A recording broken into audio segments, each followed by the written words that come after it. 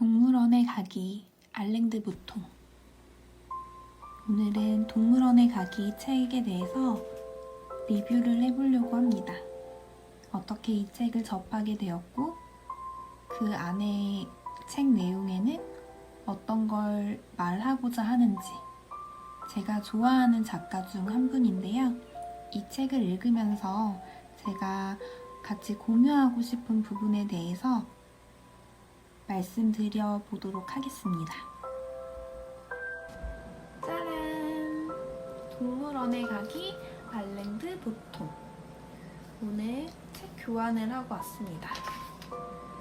읽고 싶은 책 목록을 정해서 한 달에 한 번, 두 번 정도 서점에 가서 한 3권에서 5권 정도 책을 사서 읽곤 했는데, 백조인 저는 서점 가서 이제 3권에서 5권씩 책을 사기에는 책이 요즘 엄청 비싸요. 이 책도 보면 이건 옛날에 아마 나온 책이어서 8,500원이라고 되어 있는 것 같은데, 요즘 책이 14,500원, 비싸면 16,500원 막 이러니까 5권 하면 5만원이 넘어요. 5만원이 뭐야? 6만원이 넘죠? 그래서 새로운 책은 읽고 싶고, 그치만 돈은 없고, 코로나 때문에 또 도서관에 가는 것도 힘들고, 그래서 머리를 써봤죠. 조금 써봤어요, 머리를. 주변의 사람들과 본인이 읽었던 책을 서로 교환을 하는 거예요. 가지고 있는 본인의 책과 상대방의 책을 교환을 해서 어떤 부분이 좋았는지 이야기도 나눠보고, 또 책도 서로 교환함으로써 서로에게 좋은 방법을 찾았어요. 알랭드 보통은 제가 좋아하는 작가 중 한 분이에요. 첫 연애를 하고 큰 아픔이 있었을 때, 그러니까 첫 이별을 경험을 했던 거죠. 그때 알랭드 보통의 왜 난 너를 사랑하는가 라는 책을 읽고 굉장히 큰 위로를 받았던 것 같아요. 정확히 기억은 안 나지만 이렇게 끝났던 것 같거든요.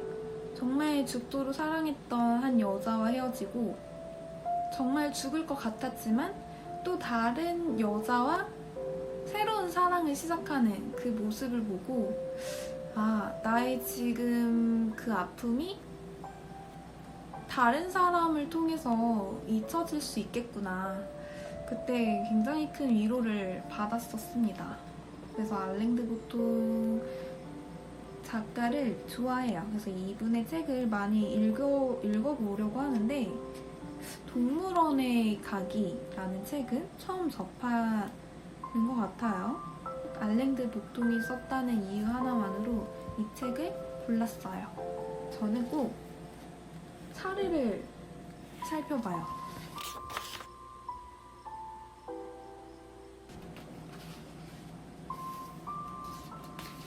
알랭드 보통의 책을 읽으면 이 사람은 평소 제가 생각하지 못했던 부분에 대해서 생각을 하게 해줘요. 관점이 다른 거죠. 그래서 읽고 나면 생각을 풍부하게 할 수 있다는 것을 느끼게 되더라고요. 너무 좋아요, 알랭드 보통. 심지어 이분은 스위스에서 태어나신 분이세요. 그 아름다운 풍경을 보고 이렇게 멋진 글을 쓸 수 있었던 걸까요? 슬픔이 주는 기쁨. 삶의 단편들을 놓고 흐느껴봐야 무슨 소용 있겠어. 온 삶이 눈물을 요구하는 걸. 세네카. 화가 에드워드 호퍼의 그림은 슬프지만 우리를 슬프게 하지는 않는다. 이런 범주에 드는 다른 분야의 예술가로는 바흐나 레너드 코넌을 들 수 있을 것이다. 호퍼 예술의 중심 주제는 외로움이다. 호퍼의 인물들은 집에서 멀리 떠나온 것처럼 보인다. 그들은 호텔 침대 가장자리에 서서 편지를 읽거나 바에서 술을 마신다. 창밖에 움직이는 기차를 물끄러미 바라보거나 호텔 로비에서 책을 읽는다. 상처받은 듯 자기 내부를 응시하는 표정이다. 방금 누군가를 떠나왔거나 떠나보낸 것 같다. 그들은 일이나 섹스나 벗을 찾으며 오래 머물지 않을 곳을 떠돌고 있다. 시간은 주로 밤이다. 창문으로는 어둠이 다가오고 넓은 시골 또는 낯선 도시의 위협이 그 뒤에 도사리고 있다. 호퍼의 그림들은 황량함을 묘사하지만 그림 자체가 황량해 보이지는 않는다. 그림을 보는 사람이 그 속에서 자신의 슬픔과 실망의 메아리를 목격하고 그럼으로써 혼자 감당하던 괴로움과 중압감으로부터 어느 정도 벗어나게 되기 때문인지도 모른다. 어쩌면 우리가 슬플 때 우리를 가장 잘 위로해주는 것은 슬픈 책이고 우리가 끌어안거나 사랑할 사람이 없을 때 벽에 걸어야 할 것은 쓸쓸한 도로변 휴게소 그림인지도 모른다. 완전 공감. 이 부분. 어쩌면 우리가 슬플 때 우리를 가장 잘 위로해주는 것은 슬픈 책이고 왜냐면 이별하고 이별 노래 가장 많이 듣지 않나요? 이별을 고민하고 있을 때도 이별 노래를 듣고 이별하고 나서도 이별 노래를 들어요. 이상하죠? 그거를 말해주는 것 같은데? 어쩌면 우리가 슬플 때 우리를 가장 잘 위로해주는 것은 슬픈 책이고 우리가 끌어안거나 사랑할 사람이 없을 때 벽에 걸어야 할 것은 쓸쓸한 도로변 휴게소 그림인지도 모른다.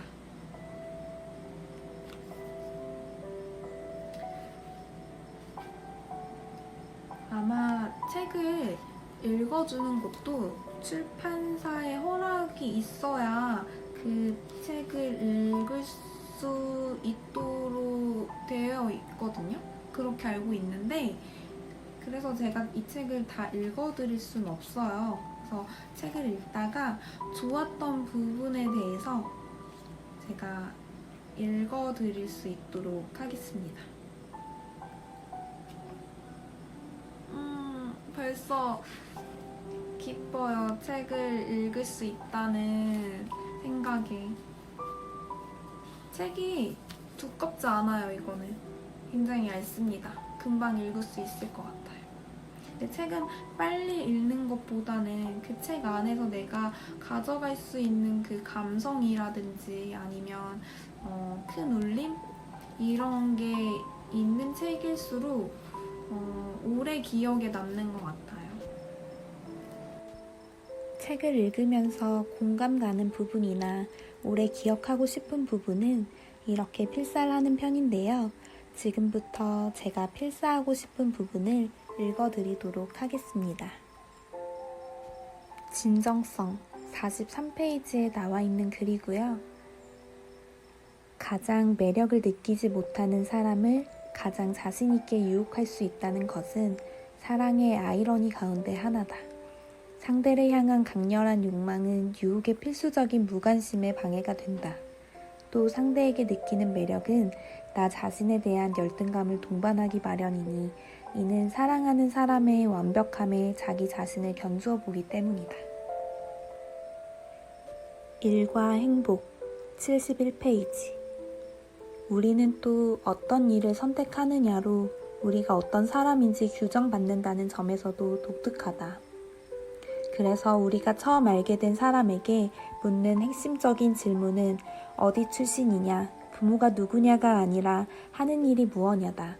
마치 오직 이 사실만이 인간 생활의 독특한 특징을 효과적으로 드러낼 수 있기라도 한 것처럼. 83페이지.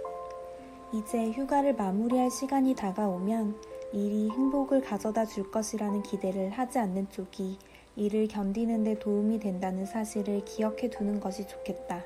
그래야 우리의 슬픔을 그나마 다독일 수 있을 테니까. 글쓰기와 송어. 모든 독자는 자기 자신의 독자다. 책이란 그것이 없었다면 독자가 결코 자신에게서 경험하지 못했을 무언가를 분별해낼 수 있도록 작가가 제공하는 일종의 광학기구일 뿐이다. 따라서 책이 말하는 바를 독자가 자기 자신 속에서 깨달을 때 그 책은 진실하다고 입증된다. 프루스트. 124페이지. 삶을 붙잡아 두는 데에는 감각 경험을 충실하게 기록하는 것 이상이 필요하다. 우리가 보는 것을 나열한 자료는 예술이 되지 못한다. 오직 선별을 할 때에만, 선택과 생각이 적용될 때에만 사물들이 자연스러워 보일 수 있다. 126페이지. 그러나 위대한 책의 가치는 우리 자신의 삶에서 경험하는 것과 비슷한 감정이나 사람들의 묘사에 국한되지 않는다. 우리가 할 수 있는 것보다 이들을 훨씬 더 잘 묘사하는 능력 또한 중요하다. 독자가 읽다가 이것이 바로 내가 느꼈지만 말로 표현을 못하던 것이라고 무릎을 쳐야 하는 것이다. 오늘 이렇게 알랭드 보통의 동물원에 가기 책 리뷰를 해보았는데요. 어떠셨나요? 다음에 또 좋은 책으로 찾아뵙겠습니다. 잘 들어주셔서 감사합니다. 또 만나요.